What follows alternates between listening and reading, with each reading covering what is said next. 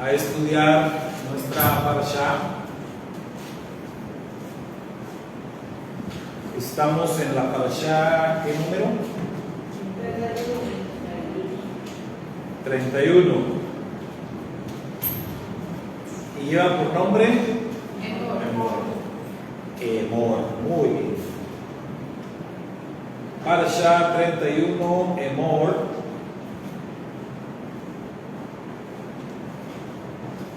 ¿Qué significa? Habla. Así, ¿verdad? Habla. O también di.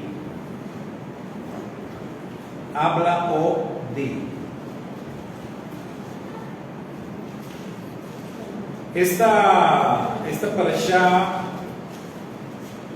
la encontramos desde capítulo 21,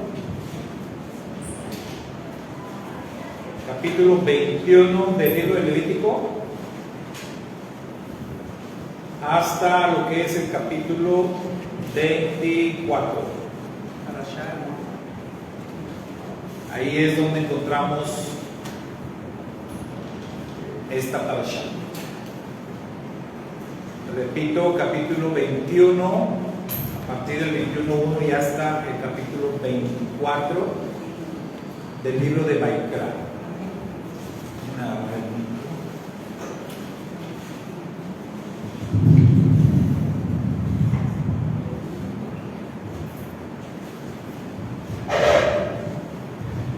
Para no forzar tanto la voz. En esta parashá, hermanos, Emor,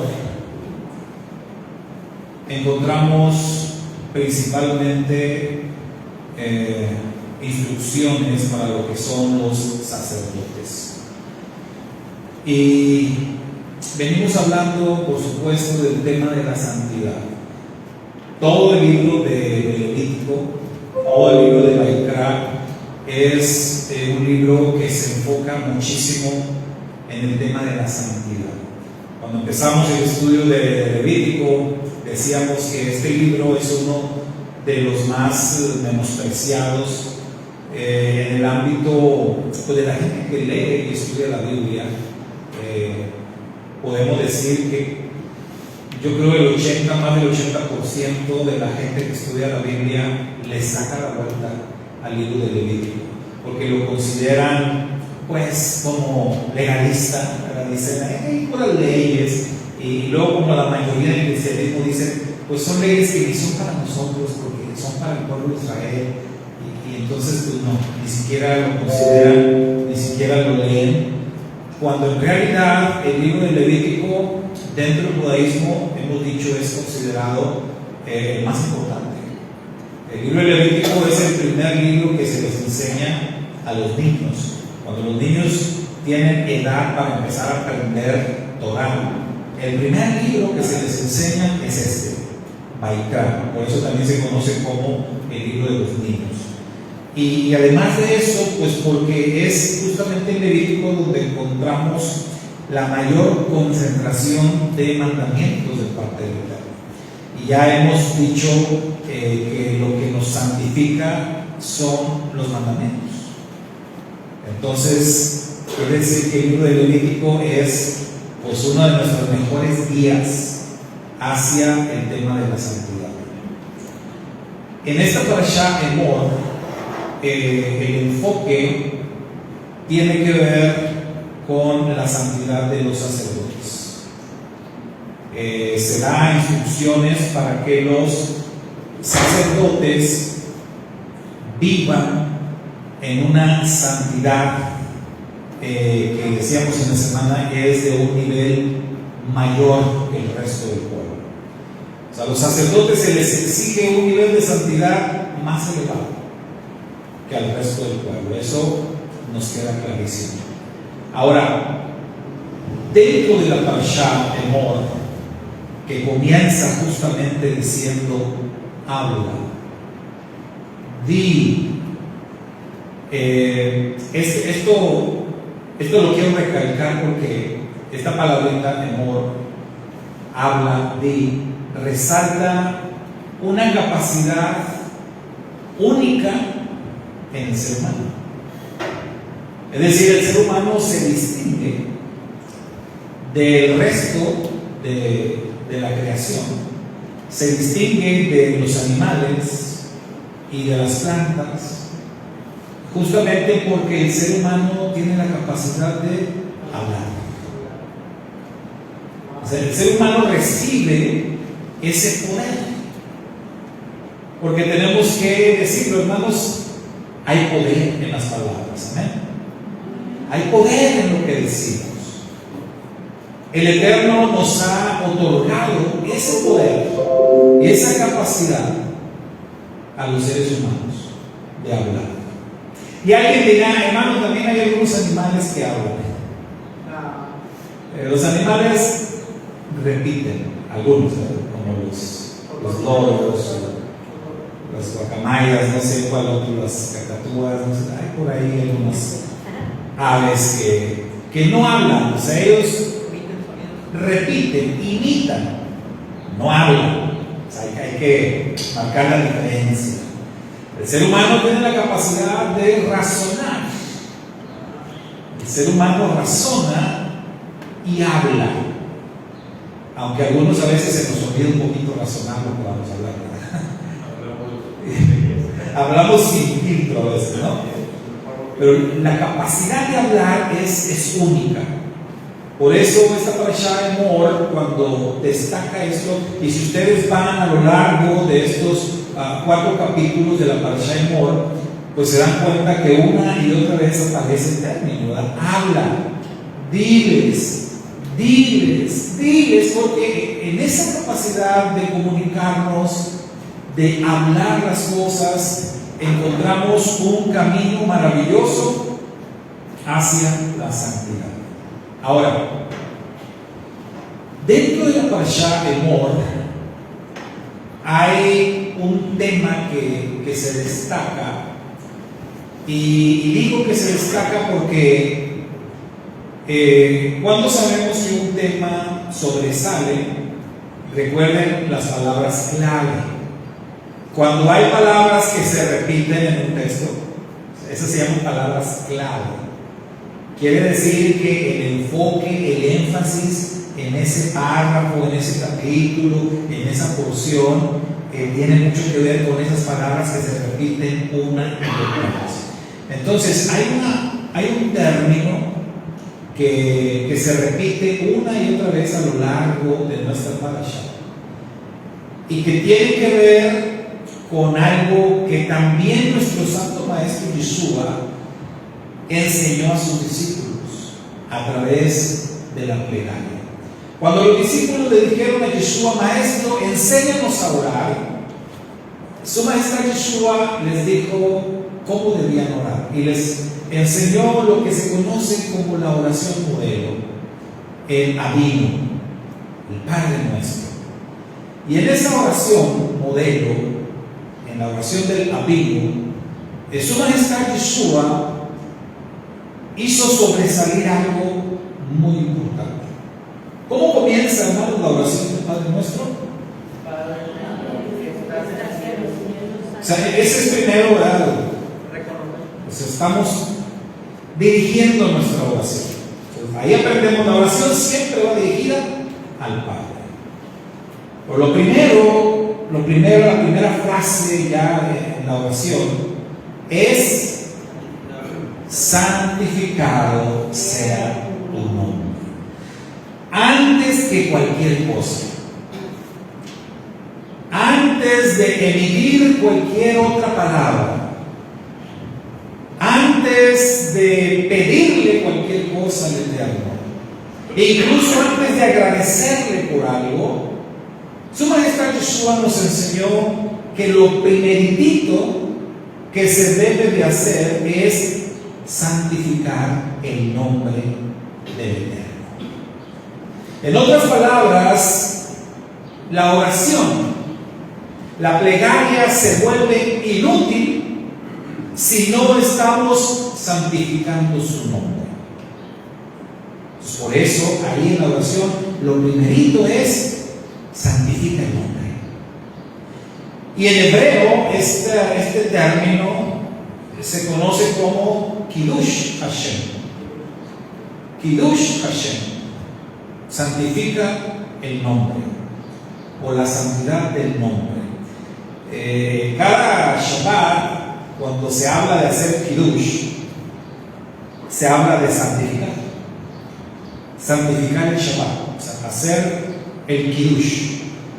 Porque el día del Shabbat se nos ordenó recordarlo, se nos ordenó guardarlo y se nos ordenó santificarlo. Entonces, santificar el Shabbat es hacer Kiddush. Entonces, cuando llegamos al Shabbat los viernes por la noche, santificamos el Shabbat a través del encendido de las velas. Es una manera como santificamos el Shabbat. Santificar, hermanos, recuerde, es separar, hacer una separación, porque el Eterno, quien es el que nos santifica, el Eterno hace eso, el Eterno hace separación, el Eterno hace Kiddush también. El Eterno hace separación, por ejemplo, decimos entre el Shabbat y el resto de los días de la semana. El Eterno hace una separación. O sea, para el Eterno no es lo mismo el Shabbat que los otros 6 días, ¿o sí? No. El Eterno hace separación entre Israel y las demás naciones. Él hace Kiddush. O para el Eterno es lo mismo su pueblo y los demás pueblos. Por supuesto, ¿no? El pueblo de Israel es su especial tesoro. El Eterno es bueno y extiende su misericordia a todas las naciones. Pero Israel, el Eterno dice: Israel es mi primogénito, mi especial tesoro, pueblo escogido, pueblo santo. Entonces el Eterno hace Kiddush. Nosotros también se nos ordena hacer Kiddush. Entonces santificamos el Shabbat encendiendo unas velas y así hacemos una separación. Al encender las velas, para nosotros aquí comienza nuestro Shabbat. Mi Shabbat comienza cuando enciendo las velas. Ahí lo estoy santificando. Otra forma que hacemos Kiddush es cuando debemos la copa. Es otra manera en que santificamos el Shabbat. Entonces, Kiddush Hashem es santificar el nombre. Una y otra vez en la Parashá de Emor se repite este concepto de que debemos santificar el nombre. Por ejemplo, voy a dar nada más un solo ejemplo, un verso, en el capítulo 22, en el verso 32, ahí en sus Biblias, Levítico 22:32, ahí dice: y no profanaréis mi santo nombre, antes bien seré santificado en medio de los hijos de Israel. Y termina diciendo: yo soy el Eterno que os santifico. Yo los santifico. Entonces tenemos este concepto importantísimo, Kiddush Hashem, debemos santificar el nombre. Es nuestro deber santificar el nombre. Nosotros, al estar en una relación de pacto con Dios, debemos asumir como una de nuestras principales responsabilidades en la vida santificar el nombre del Eterno. Ahora, en la misma parashá aparece lo que es, digamos, la antítesis de santificar el nombre. Lo contrario de santificar. Y en hebreo el término es Hilul. En lugar de Kiddush es Hilul. Hilul Hashem, que es traducido como profanar. Profanar el nombre. Otra vez, el verso que les leí ahorita, 22:32, comienza con una prohibición: y no profanaréis mi santo nombre. ustedes no cometerán Hilul Hashem. Antes bien, lo que ustedes tienen que hacer es Kiddush Hashem. En el mismo verso aparecen los dos conceptos. Y a lo largo de la parashá aparecen estos dos conceptos de manera constante. Entonces, ¿qué no debemos hacer? No debemos profanar el nombre. ¿Qué debemos hacer? Santificar el nombre.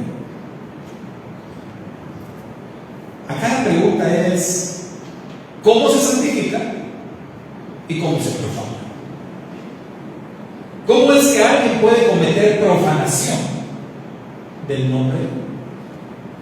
¿Y cómo debemos llevar a cabo la santificación del nombre? Ahora, vean, decimos que toda la parashá se enfoca en lo mismo, hacer Kiddush Hashem y la prohibición de cometer Hilul Hashem. Se le dan las instrucciones a los sacerdotes, después vienen las instrucciones para el pueblo, y no es ninguna casualidad que justo en esta parashá Emor, donde se está hablando de la santificación del nombre del Eterno, aparezcan las Moadim, capítulo 23. Porque una de las principales maneras que tenemos, aquellos que pertenecemos al pueblo del Eterno, aquellos que hemos entrado en ese compromiso con Dios de santificar su nombre, una de las principales herramientas que el mismo Eterno nos provee es la observancia de las Moadim. Que ayer estábamos ahí contándolas y yo me andaba haciendo bolas en el conteo, pero concluimos que eran ¿cuántas, hermanos? Levítico 23. ¿Cuántas Moadim? 12 en total. Recordemos, tenemos 7 que son anuales, 7 anuales. Tenemos el Shabbat, que es semanal, ahí ya son 8. Pero dentro de las anuales hay una, que es panes sin levadura, que contiene 2 Moadim especiales, que es el primero y el último día de panes sin levadura. Entonces ahí ya suman 10. Y luego en Sukkot tenemos otra vez 2 Moadim especiales dentro de Sukkot, que es el primero y el octavo día. Entonces ya suman 12. Un total de 12 Moadim, es decir, 12 tiempos designados por el Eterno, 12 santas convocaciones. Una herramienta que tengo yo, que tiene usted, que tenemos a la mano, a través de la cual nos aseguramos de santificar el nombre del Eterno, es la observancia de las Moadim. La que tenemos más a la mano es esta, el Shabbat. ¿Por qué digo que la tenemos más a la mano? Porque es la que más se repite, ¿no? Cada semana tenemos nosotros la maravillosa oportunidad de santificar el nombre del Eterno, de hacer Kiddush Hashem, al guardar el Shabbat, al santificar el Shabbat, al recordar el Shabbat. Cada vez que nosotros observamos esta mitzvah, estamos haciendo Kiddush Hashem. Y luego pues vienen las santas convocaciones anuales. El Shabbat es la más constante. Cada semana. Puede ser que de pronto haya un Shabbat que fallamos y se me olvidó que era Shabbat. ¿A alguien se le puede olvidar? No debería, pero a lo mejor a alguien se le puede olvidar. Puede ser que alguien ande tan afanado, tan turbado en su mente por las cosas, que de pronto llega el viernes en la noche y no me acordaba que era Shabbat, se me olvidó que es Shabbat. Puede ser. Pero aquí lo maravilloso es que pues, va a llegar el Shabbat otra vez, bien rápido. El Shabbat llega rápido. Entonces, si de pronto hay un Shabbat que no hicimos el Kiddush, en un Shabbat llegará el siguiente Shabbat. Tenemos una una santa convocación alternativa. Digo porque esta no está ahí en Baikra, pero la encontramos en los profetas, la encontramos en otras partes de la Torah, que es la luna nueva, el Rosh Chodesh. En los Salmos también lo encontramos. Entonces Rosh Chodesh es otra modelo, aunque no está ahí en la lista de las 12, pero está. Y miren qué maravilloso esto, porque siempre que hablamos de las tribus de Israel, hermanos, decimos que no son 12, ¿verdad? Que son 13. Siempre normalmente la lista que tenemos de las tribus de Israel es de 12. Pero recordemos que en realidad son 13 porque la tribu de Leví fue separada para el servicio del Eterno. Entonces son 12 más la de Leví, 13. Entonces tenemos 12 Moadim, pero aparece los Chodesh como una alternativa, como una 13ª Moadim. Entonces esto es algo muy interesante. Entonces santificamos el Shabbat, santificamos la luna nueva cada mes y santificamos las Moedim cada año.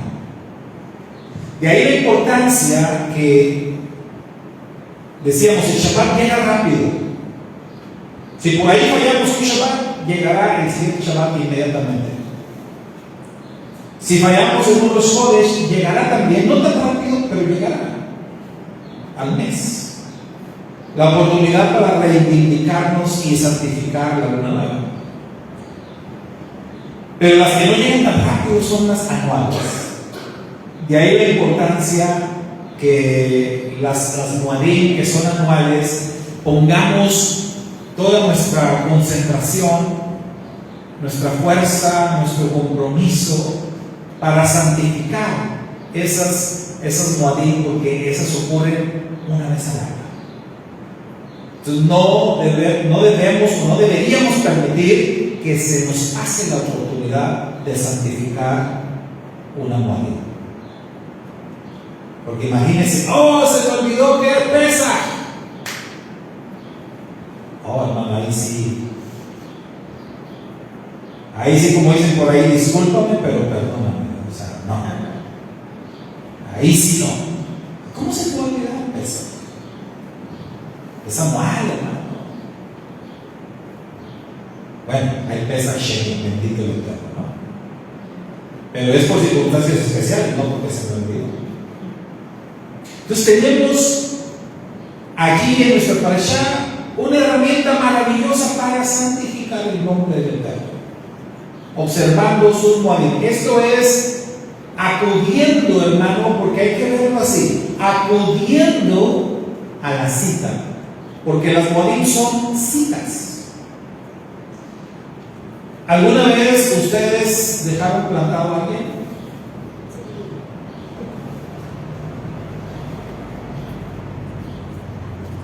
¿Alguien dijo que sí? La hermana de que mal pasaba. Yo sí, la verdad, también. Alguna vez dejé a alguien ahí. Pero era mi marido. Plantado. Era mi marido. Pues era mi marido. ¿Alguna vez a ustedes los dejaron plantados? Se quedaron ahí esperando y no llegó la persona a la cita. No piensen necesariamente en una cita romántica, pero son las que más duelen. Pero puede ser una cita de trabajo, puede ser un médico. Imagínate, me decía hace poco, me decía una persona, no, es que me dieron la cita, una cita bien importante con un especialista en el seguro, usted sabe, el seguro social. La cita con el especialista dice, tardé meses para que me la dieran. Y luego me la dieron para como dentro de 4 meses. Y se llegó el día de la cita, y llegó a la cita y el médico no fue. Es que fue este fin de semana que tocó puente y los médicos no fueron. No se presentaron. Entonces la señorita le dijo, Lo siento, señora, le voy a reprogramar su cita. Tú ya sabrás, ¿no? Reprogramar, ¿no? 3, 4 meses. ¿Qué tal? ¿Cómo se siente eso? Duele, ¿no? Las Moadim son eso, las Moadim son citas. Una cita donde el Eterno te está convocando, el Eterno te manda a llamar y te tienes que presentar. Porque son sus Moadim. El Eterno dice, son mis tiempos señalados. Algunos traducen mis fiestas. No son las fiestas judías, son las fiestas de Adonai. Son los tiempos que el Eterno ha designado, que Él ha establecido para encontrarse con su pueblo. Entonces, imagínate, el Eterno se presenta y tú no te presentas. O sea, lo dejas plantado. Por eso, ahí vamos entendiendo el término Kiddush Hashem. Yo santifico el nombre, honro el nombre del Eterno al presentarme cuando Él me llama. Pero si no me presento, entonces en lugar de hacer Kiddush Hashem, ¿qué estoy haciendo? Hilul Hashem. Hilul Hashem, lo estoy profanando, lo estoy deshonrando. Déjenme les comparto, tengo por aquí unos sinónimos de la palabra profanar, porque profanar suena bien feo, ¿no? Profanar suena muy fuerte. Hace muchos años recuerdo a un hermano de una iglesia, porque es una palabra que rara vez usamos. Yo al menos casi nunca la uso, ni había escuchado hasta ese momento que alguien la usara, así en una plática, en una oración. Y recuerdo que estaba yo atendiendo una situación en una iglesia que tenía problemas muy fuertes. En aquel tiempo yo colaboraba como mediador, era el encargado de asuntos eclesiásticos de la asociación a donde pertenecíamos. Y entonces pues me mandaban a mí a arreglar o ayudar a mediar en los problemas internos en las iglesias. En esa ocasión estábamos en una iglesia donde el problema era que una parte de la iglesia, cierta cantidad de hermanos querían correr al pastor. Ese era el problema. Lo querían correr, lo querían fuera. Pero otro grupo de hermanos no estaban de acuerdo. Entonces, unos querían que se fuera el pastor y los otros no querían que se fuera el pastor. Y no se ponían de acuerdo. Pidieron ayuda a la convención y mandaron a su servidor a arreglar ese problema, ayudarles a los hermanos, ¿no? Y fue un proceso un poquito largo que pasamos en esa congregación.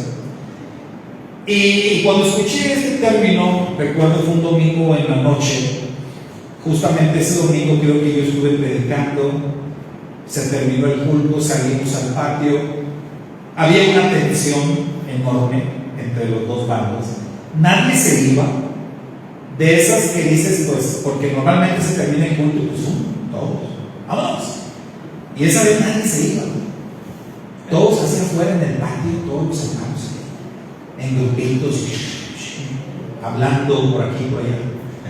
Y recuerdo, yo estaba platicando justamente con el pastor y diciéndole, oye, hermano, mira, vamos a hacer aquello, poniéndonos de acuerdo, y de pronto empiezo a escuchar voces que se empiezan a subir, elevar como el volumen, empiezan a hablar más fuerte, y digo, ¿qué está pasando? Y ya estaban discutiendo ahí algunos hermanos. Entonces me acerco con ellos a mediar, o sea, eso iba, a mediar, a tratar de calmarlos, los que estaban discutiendo. Y para mi sorpresa, quienes estaban discutiendo así fuerte, con voz elevada, eran dos hermanos, o sea, hermanos de sangre, la misma familia. Ellos estaban discutiendo, pero fuerte, casi gritándose. Y ya los veo y entonces agarro a uno de ellos porque yo tenía más confianza, porque lo conocía hace muchos años. Lo agarro, lo abrazo y me lo traigo, calmado, tranquilo, Aparte yo a este lo consideraba más maduro. Y ya me dice, no, Saúl, es que este tremendo no tiene cara para estar aquí, hablando de su hermano. No sabe ni lo que está diciendo. Tú sabes bien que mi hermano es un profano. Y ahí fue donde yo escuché y dije, wow. Tú sabes bien que mi hermano es un profano. Y dije, déjame buscar el diccionario. Yo siento que es una palabra muy fuerte. Cuando alguien es acusado de profano, todos sentimos que es algo muy grave. Incluso yo, donde estaba familiarizado con ese término, es cuando se habla de la profanación de tumbas. Profanar una tumba es algo gravísimo en cualquier cultura y bajo cualquier ley. Es una violación de la ley. Entonces, déjenme les digo unos sinónimos según el diccionario, porque profanar, según la definición, es tratar sin el debido respeto a alguien o algo considerado sagrado. Entonces, de ahí el tema de que la palabra profano sea tan fuerte, porque normalmente se le relaciona con cosas sagradas o con personas sagradas. No es cualquier cosa, ¿verdad?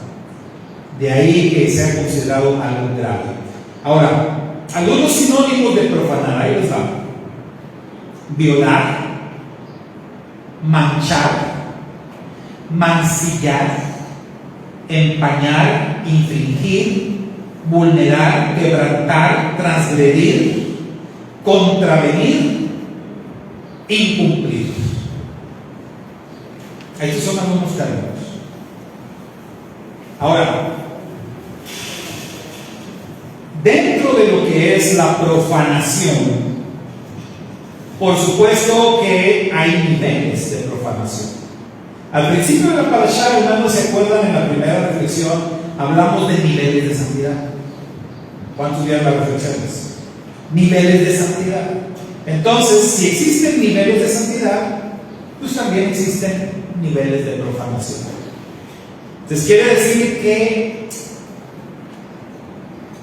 incumplir, vamos a tomar este sinónimo. Incumplir es una manera de profanación, pero diríamos que incumplir es no tan grave. No tan grave. Entonces, no cumplir con guardar el Shabbat. Este Shabbat no cumplí. Está bien. Vas a tener que hacer Teshuvah y te va a llegar la oportunidad para reivindicarte. ¿Cuándo? El próximo Shabbat. Entonces, esa forma de profanación, incumplir, si es profanación, no es tan grave. Pero tenemos violar. O sea, una violación del mandamiento. Una violación ya así como dice la ley, ¿no? Con premeditación, alevosía y ventaja, con conocimiento de causa, estás violando la ley. Ahí hablamos de otra cosa. Ahí ya no se puede considerar tan a la ligera. Ahí la profanación ya sube de nivel de gravedad. Entonces, por eso tener estos sinónimos nos ayuda a entender que hay niveles de profanación, algunos muy graves. Aquel hermano que les platicaba, que decía que el otro era un profano, ¿por qué creen que se refería a él como un profano? ¿Qué veía él en su hermano que lo consideraba un profano?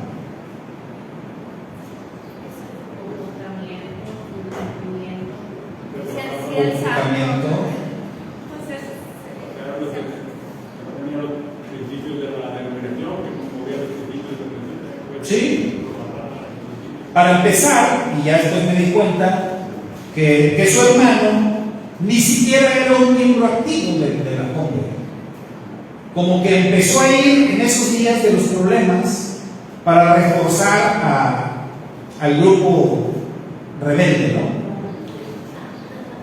Entonces ahí entendí, por qué se refería como un profano, porque decía, ni siquiera es miembro, o sea, él ni se congrega, ahorita viene nada más porque hay problemas y le gusta venir a meter cizaña, ¿no? Ya después descubrí ahí las cosas.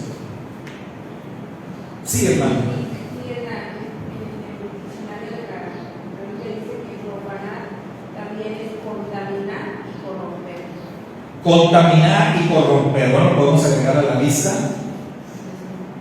Mire, violar, manchar, mancillar, empañar, infringir, vulnerar, quebrantar, transgredir, contravenir y cumplir. Y corromper y contaminar. Más larga la lista de sinónimos. La doctrina que creemos, hay algunos que creen que no existe Yeshua, pero que sí, o sea, ellos no van a hacer el nombre. También. Definitivamente no hay Dios y otro dice que hay Dios. O sea, por ejemplo, no es lo mismo que desobedezcas una instrucción de Yeshua a que niegues la existencia de Yeshua. Las dos son profanaciones, pero hay niveles. Una de ellas, cuando mucho, te lleva a meterte en problemas, pero te da la oportunidad de reivindicarte. La otra te lleva derechito a la condenación. Entonces, hay que entender, ¿verdad?, esos distintos niveles de profanación. Ahora, esto es Hilul Hashem, la profanación del nombre, que aparece como un tema recurrente. Pero al final de la parasha, en el capítulo 24, hermanos, encontramos nosotros un caso de un hombre que es llamado el blasfemo. El blasfemo. Ahora, blasfemar y profanar, ¿qué dirían ustedes?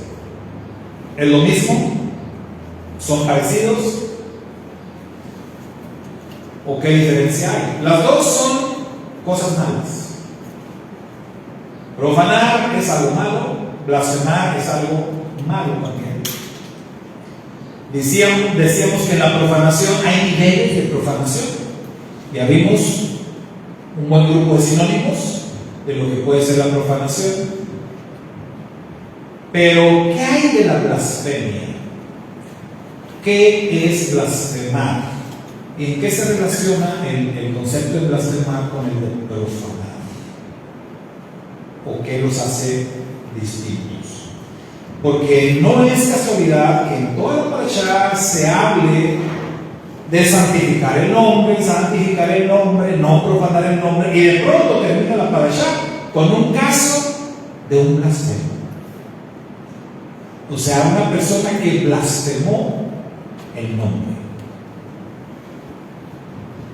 Mire, ¿cómo se llama la parashá? Y significa habla, di. La diferencia entre la profanación y la blasfemia es que la profanación o profanar, Hilul Hashem, tiene que ver con acciones, más que nada con acciones, y la blasfemia tiene que ver con palabras. La blasfemia se lleva a cabo más que nada con palabras. Y decíamos al principio, Emor, que significa habla, nos recuerda una de las más sublimes capacidades que el Eterno le dio al ser humano.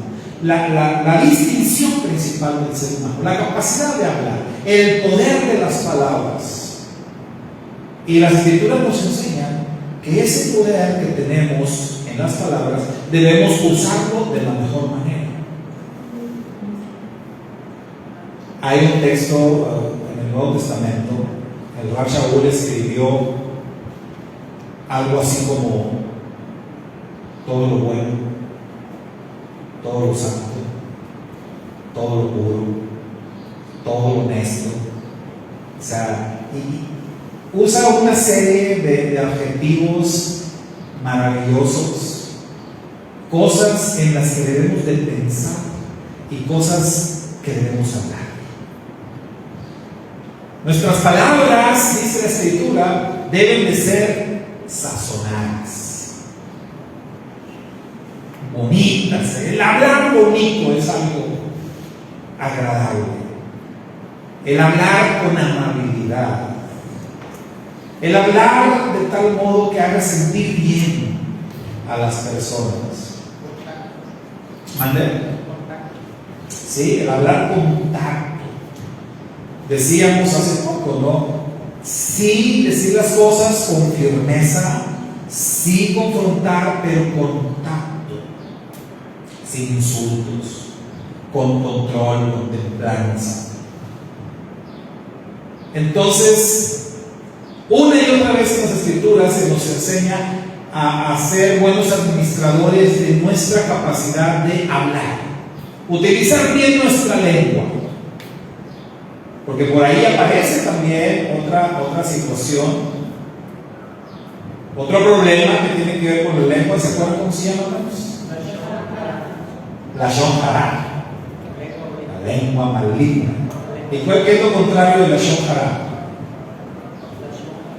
La Lashon Hator, quiere decir la lengua benigna, es lo contrario. El que utiliza su lengua para bien, para bendecir. Todo lo contrario, el que utiliza su lengua para maldecir. La blasfemia entonces es algo que se lleva a cabo más que nada con el habla, con el uso de la lengua, con el uso de las palabras. Ahora, ¿eso quiere decir que la blasfemia es menos grave que la profanación? No, de hecho no. Porque aquel hombre, el blasfemo, ¿cómo le fue? Murió por lapidación, ¿verdad? Murió apedreado. Ahora, es un caso también de esos que hemos mencionado, casos únicos. Otra vez aquí, ¿se acuerdan? Algo muy parecido como aquel que quebrantó el Shabbat. Aquel que fue y recogió leña en Shabbat y venía con su carga y todo, dispuesto a prender el fuego. Y entonces el pueblo sorprendió: oye, Moisés, mira lo que está haciendo. O sea, violando, transgrediendo, profanando el Shabbat. Pero nadie sabía qué hacer, ni Moisés. Entonces tuvieron que acudir al Eterno y el Eterno dijo: ejecútenlo. Y decíamos, no quiere decir que iban a ejecutar a todos los que quebrantaron el Shabbat. De hecho, es el único caso que se menciona. Y en este caso de blasfemar el nombre, es el único caso también que se menciona de alguien que blasfemó el nombre y que fue ejecutado. La pregunta es: ¿sería el único que blasfemó el nombre? No creo. Pero fue un caso único, llevado a cabo como un ejemplo para todo el pueblo. Entonces, este hombre blasfemó. ¿Qué quiere decir que blasfemó? Utilizó su capacidad de hablar, utilizó su lengua para maldecir. Dice ahí el texto: cierto día un hombre de madre israelita y de padre egipcio salió de su carpa y tuvo una pelea con un israelita. Durante la pelea, el hijo de la madre israelita blasfemó el nombre del Eterno con una maldición. Así que llevaron a este hombre ante Moisés para ser juzgado. Su madre se llamaba Selomit, hija de Tibri, de la tribu de Dan. ¿Saben qué significa Selomit? ¿A qué le suena? ¿A qué? Shalom, Shalom, Shlomo, Shlomi, paz. Shlomi, mi paz. El significado es como mi paz, mi recompensa. Esa era la mamá. El asunto es que era hijo de Shlomi, pero era su papá era egipcio. Vaya usted a saber. Ahí los genes egipcios hicieron ahí un trabajo en este varón. el caso es que cuando pasó esto, dice la Torá, este hombre lo llevaron con Moisés para ser juzgado. Luego dice, lo tuvieron bajo vigilancia, o sea, lo detuvieron, ¿no? Lo metieron preso mientras, pues no sabían qué hacer. Dice, lo tuvieron bajo vigilancia hasta que les fuera clara la voluntad del Eterno sobre este asunto. Luego el Eterno le dijo a Moisés, saca al blasfemo, ahí aparece el término, saca al blasfemo fuera del campamento y diles a los que escucharon la maldición que pongan las manos sobre la cabeza del blasfemo y después permite que toda la comunidad lo mate a pedradas. Y dile al pueblo de Israel, ahí aparece otra vez, dile, habla, temor, dile al pueblo de Israel, los que maldigan a su Dios serán castigados por su pecado. Todo el que blasfeme el nombre del Eterno morirá apedreado por toda la comunidad de Israel. Cualquier israelita de nacimiento o extranjero entre ustedes que blasfeme el nombre del Eterno será ejecutado. Pues ahí está. Blasfemo. No nos dice la Torá en qué consistió la blasfemia. ¿Qué dijo? Habló mal del nombre del Eterno, o hizo mal uso del nombre, pero ahí dice blasfemó. Entonces es algo más grave. El mandamiento dice, no tomarás el nombre del Eterno de Elohim a la ligera, porque no tendrá el Eterno por inocente a quien tome su nombre a la ligera. Esto es algo más grave. Esto no tiene que ver con tomar el nombre a la ligera. Esto es blasfemia. Más grave, ciertamente. No hay de nombres. Yo soy Jesucristo y no sé cuántos tiene la gente de Dios. Sí. Y aquí en este caso, Chernobyl significa tranquilidad, no sé. Tranquilidad. Buenas señoras, un único muy tranquilo. Pues ese no fue un día muy tranquilo, ¿no? Entonces la blasfemia es algo grave. De hecho, dentro de la teología cristiana se habla de un pecado imperdonable. ¿Se acuerdan cuál es? Justamente la blasfemia contra el Espíritu del Eterno. La blasfemia contra el Espíritu, esto es porque es el Espíritu del Eterno, dice la Escritura, quien nos convence de pecado, de justicia y de juicio. Entonces, quien blasfema contra la única oportunidad que tienes de ser redimido o de ser salvo, ahí no hay esperanza. Por eso dice, el único pecado que no será perdonado ni en este mundo ni en el venidero es la blasfemia contra el Espíritu, porque está rechazando al Espíritu, está rechazando la oportunidad que tienes de ser redimido. Entonces ahí no hay forma de ayudarte, no hay manera. Por eso se conoce así, ¿verdad?, como el pecado imperdonable. Pero acá en la Torá se nos está hablando de la blasfemia como alguien que utiliza su lengua para maldecir. Y en este caso, maldecir al Eterno. Ofender al Eterno. ¿Alguna vez les ha pasado esto por la cabeza? ¿Alguna vez les ha asaltado un mal pensamiento ofensivo contra el Eterno? ¿Les ha cruzado, que sea así vagamente, rápidamente, por su mente? ¿Alguien le ha pasado?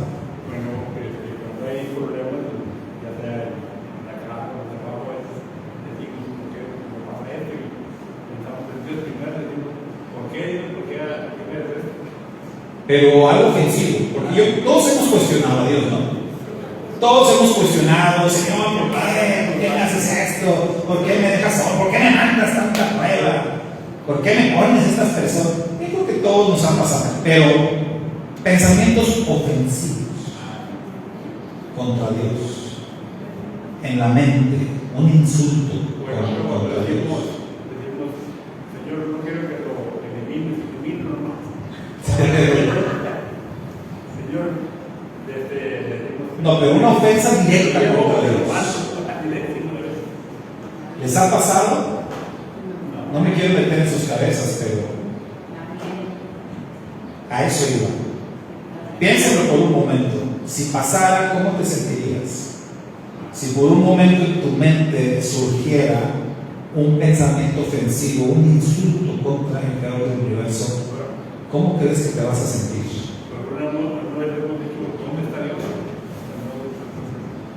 Pero es un cuestionamiento, no es un insulto, ¿verdad? Pero los insultos son cosas serias. A ver, hay niveles. Entonces, a lo mejor los cuestionamientos pueden ser blasfemias chiquitas. Pero blasfemia, insulto, falta de respeto. Si tuviera la justicia, también la justicia hay niveles. Por ejemplo, no es solo que lleva una persona que para darle 3 veces encima por acá. Lo más parecido en la tierra,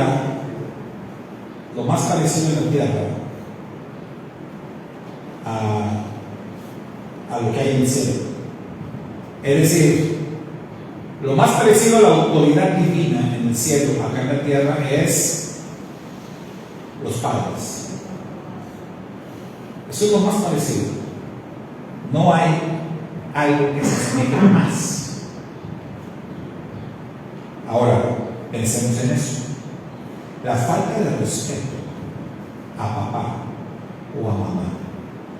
Un hijo insultando a su papá o a su mamá, diciéndole insultos, groserías. ¿Qué tal suena eso?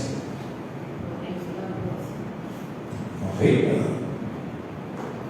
Y la mayoría de las personas un poquito sensatas todavía con sentido común, si oyen a un hijo levantar la voz contra su padre insultándolo, cualquier persona con sentido común diría: ¡hey!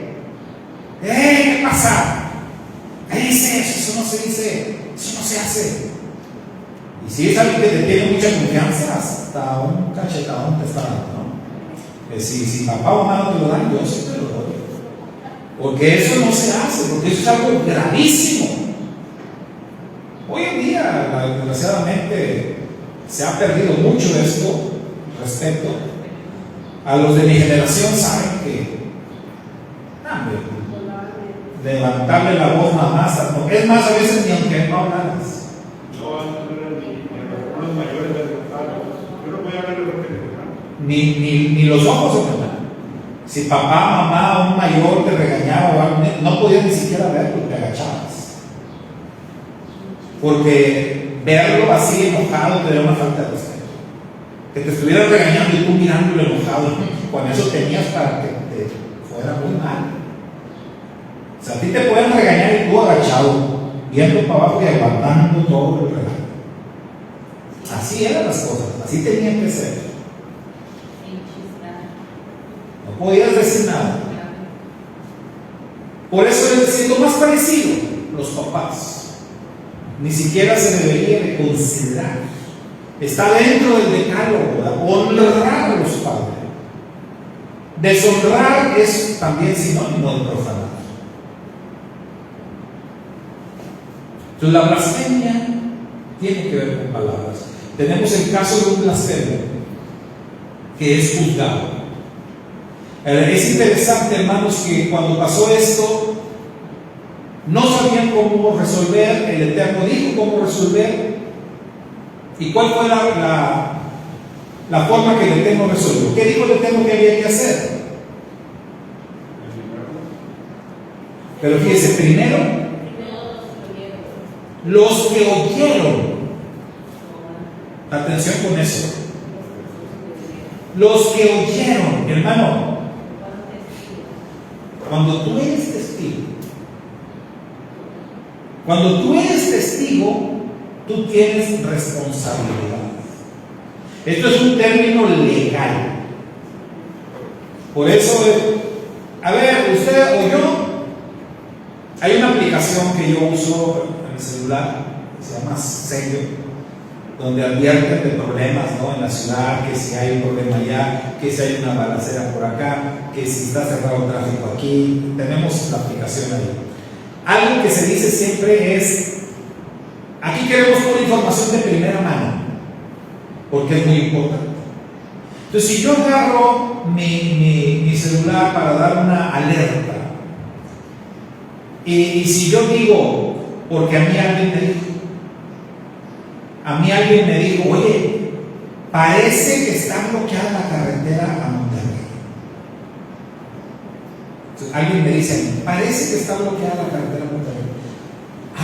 Yo agarro mi radio, agarro mi celular y reporto y digo, a ver, compañeros, ahí para que tengan cuidado, porque al parecer está bloqueada la carretera a Monterrey. Entonces alguien me va a responder, a ver, ¿cómo está eso? Es muy diferente si yo voy pasando por ahí, si yo voy circulando y me topo con un bloque. Entonces yo agarro y digo, compañeros, tengan precaución, la carretera Monterrey está bloqueada aquí a la altura de tal, y hasta voy a dar detalles porque estoy ahí.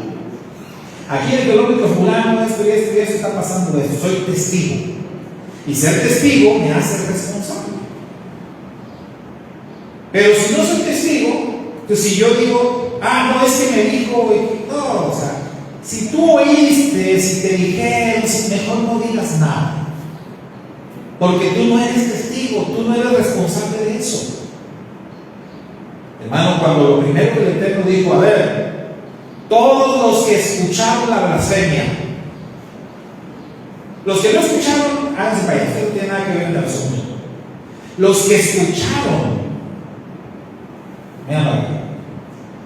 es bien importante, porque tú al escuchar, tú adquieres responsabilidad. Hay un dicho muy popular en nuestra cultura que dice: tanto peca el que mata la vaca como el que le agarra la vaca. Fíjense, y yo podría decir, pero yo nada más estaba ahí, yo ni me involucré, yo nada más oí lo que pasó, pero yo no. No, Señor, usted es testigo. Cuando se comete un crimen, si hay un pleito aquí afuera, hermano, imagínense que de pronto se empiezan a pelear dos personas allá afuera, y nosotros de curiosos salimos a ver quién se está peleando, a ver quién gana, y de pronto resulta que uno mató al otro, y tú viste.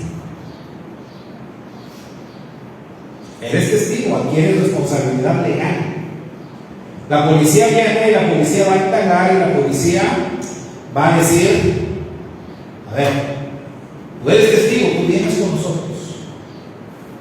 Oiga, señor, tú eres detenido. No estás detenido, pero sí te tienes que presentar a declarar porque tú viste. Tu testimonio es importante, pero adquiere responsabilidad. Entonces, el Eterno dice, los que oyeron la blasfemia, jálalos para acá. Ahora, ¿qué tenían que hacer los que oyeron la blasfemia? Todos tenían que poner sus manos sobre la cabeza del blasfemo. Hermano, ¿qué hay sobre la imposición de manos? ¿Qué nos enseña la Escritura? Normalmente, ¿para qué imponemos manos? ¿De qué se trata el imponer manos? ¿Qué es lo que pasa? ¿Qué es lo que ocurre? ¿Qué es lo que creemos que ocurre? ¿Mandé? Hay una transferencia ahí, ¿verdad? Se otorga autoridad, se delega responsabilidades, o en este caso, se deslinda. La responsabilidad que yo adquirí al escuchar esa blasfemia, que yo les decía ahorita a ustedes, si se lo imaginan, cruzar por su mente un pensamiento ofensivo contra Dios. ¿Qué tal se siente? Ahorita que les dije, si por un momento lo pensaron, que estoy seguro que hasta dijeron, no, ni quiero pensarlo siquiera. Entonces imagínate, tú no lo piensas, pero oyes a una persona blasfemando. Entonces eso es algo que se te va a ir como anidar, lo tienes que sacar de tu sistema, lo tienes que sacar de tu cabeza. Y el Eterno dice, los que escucharon la blasfemia vengan y todos van a poner sus manos. O sea, de alguna manera esa culpa que adquirieron, o esa complicidad por haber escuchado, se la van a transmitir todos al blasfemo, que cargue solito con su culpa. Interesante. Yo no quiero esta responsabilidad, es tuya, te la devuelvo. Me hiciste cómplice porque lo escuché. Y en cierta manera también, hermano, tiene que ver con que tenemos la responsabilidad nosotros de presentar defensa del nombre del Eterno. ¿Qué creen que debió haber pasado ahí? Vamos a pensar qué hubiese sido lo correcto. Hubo varios que escucharon. Ahí en el caso de señalar al culpable de esta es importante señalar, porque el ser testigo de algo le da responsabilidad, que hace cómplice. Sí, pero allí era una ofensa directa contra el nombre del Eterno. ¿Saben qué creo yo que debió haber pasado? ¿Saben qué hizo falta ahí? Un Pinjas. Un Pinjas. Alguien que le escuchara blasfemo, sacara la mano y a mí Dios nadie lo ofende. Y se acabó el asunto. Y el Eterno, igual que Pinjas, lo hubiera exaltado a esa persona. Tengo mis buenos defensores. No hubo nadie. Entonces los que oyeron eran culpables por no haber hecho algo, por no haber defendido, por no haber manifestado. Entonces el Eterno no quiso hacer una matazón. Transfieran la culpa toda a él y él va a morir nada más. Pero es importante, hermano, porque ellos eran en cierta manera responsables al haber escuchado la blasfemia y no haber hecho nada. Hoy usted y yo vivimos en medio de una generación, en medio de un mundo lleno de blasfemia. Y esto que hoy hablamos acá nos recuerda dos cosas. La responsabilidad que tenemos de santificar el nombre, que ya vimos, tenemos muchas herramientas para santificar el nombre, pero la responsabilidad que tenemos también frente a las blasfemias. Decía el hermano Carlos, denunciar, señalar. En otras palabras, no quedarme callado ante la blasfemia. Si yo soy testigo, si yo escucho, si yo veo una blasfemia y me quedo sin hacer nada, sin decir nada, soy cómplice. Pero si yo levanto la voz, si yo señalo, si yo digo que eso está mal, eso es una blasfemia. No voy a actuar como Pinjas, ¿verdad? Porque pues no. Esto tiene que ver con Israel, en su tierra. Entonces hoy estamos en el mundo, pero mínimo debemos de levantar la voz, debemos de señalar. Yo no estoy de acuerdo en eso. Debemos de decir, mi fe es distinta, y con nuestras acciones santificar el nombre del Eterno. Esta generación es perversa, es adúltera, es terrible, es oscura. Nosotros somos llamados a mantener encendida la luz del Mashiach, la luz de nuestra fe, la luz de la Torah. Shabbat Shalom, mis hermanos. Shabbat Shalom para todos. Que el Eterno sea nuestro ayudador en este tema para pues nunca caer en la blasfemia, evitar a toda costa también cometer la profanación del nombre, y mejor dicho, que nos dediquemos y nos enfoquemos cada día a hacer Kiddush Hashem, a santificar el nombre. Vamos a concluir nuestro servicio, mis hermanos. Vamos a prepararnos para presentar nuestras ofrendas al Eterno y así nos vamos a despedir del servicio de Shabbat.